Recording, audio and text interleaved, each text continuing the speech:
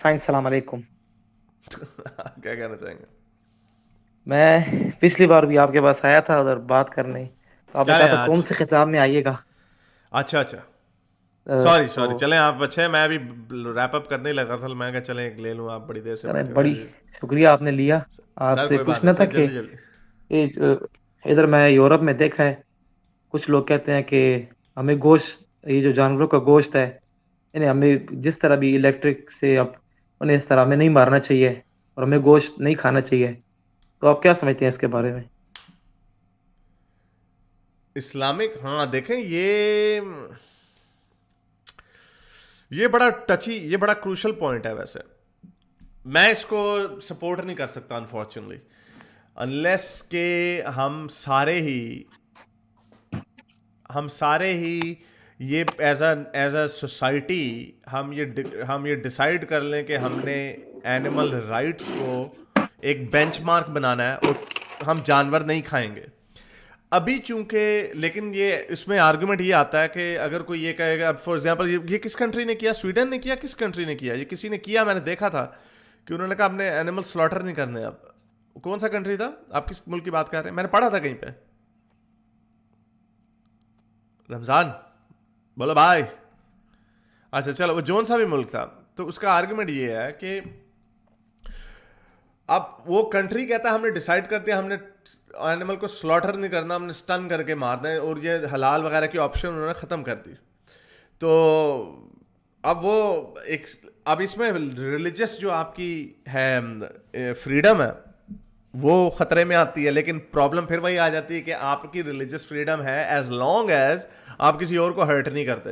तो फिर counter argument ये आता है कि भाई आप भी तो हर्ट कर रहे हो, उसको स्टन गन दे के मार रहे हो उसको, तो स्लॉटर में क्या प्रॉब्लम है? सो इट्स अ वेरी, तो इसका सोल्यूशन मेरे ख्याल से यही है। ये प्रॉब्लम ज़्यादा बड़ा बनेगा, जो मैंने पहले कहा कि जब हम फर्ज करें आर्टिफिशियल मीट आ जाता है और रेडली अवेलेबल हो जाता है हर एक को, पूरी दुनिया आर्टिफिशियल मीट खा रही है, और फिर जानवर को मारना ही पाबंदी लग गई, तब मुसलमान फंस जाएंगे अनफॉर्चुनेटली। वो तब तो कहेंगे फिर कि नहीं यार हम। अभी तो ये इस तरह करेंगे कि नहीं नहीं हमने कुर्बानी करनी है।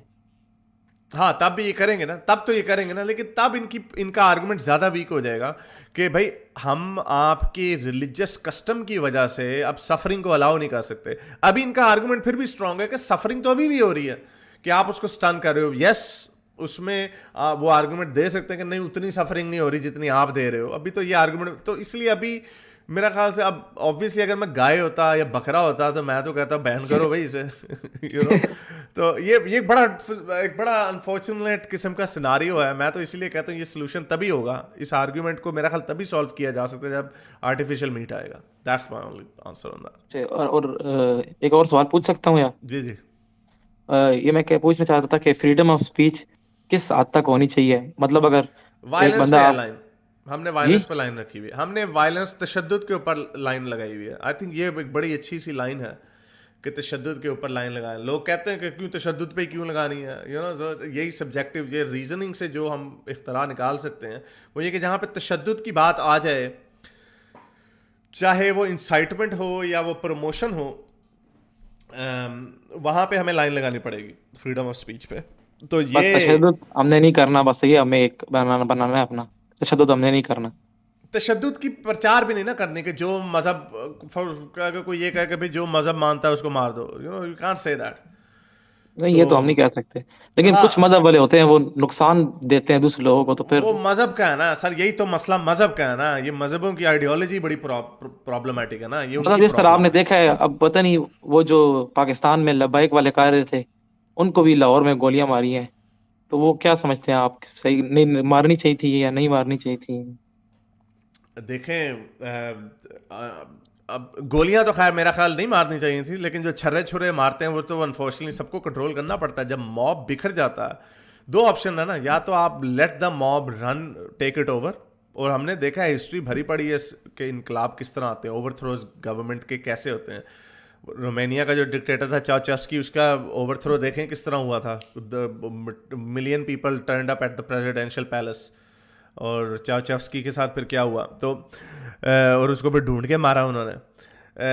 तो ये या तो you can let that happen, या फिर यू कैन यू नो उसके ऊपर you have to use minimum force to prevent that, लेकिन वो मिनिमम फोर्स जो है वो आहिस्ता आहिस्ता बढ़ती जाती है।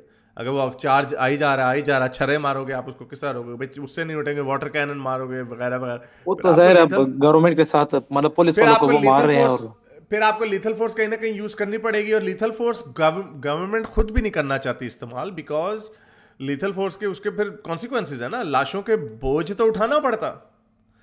तारुल कादरी के 14 मरे थे तो नवाज शरीफ के गले की हड्डी बन गया, तो ये यहाँ पे इन्होंने भी 10-12 मारे हैं, तो कितने बन जाएंगे?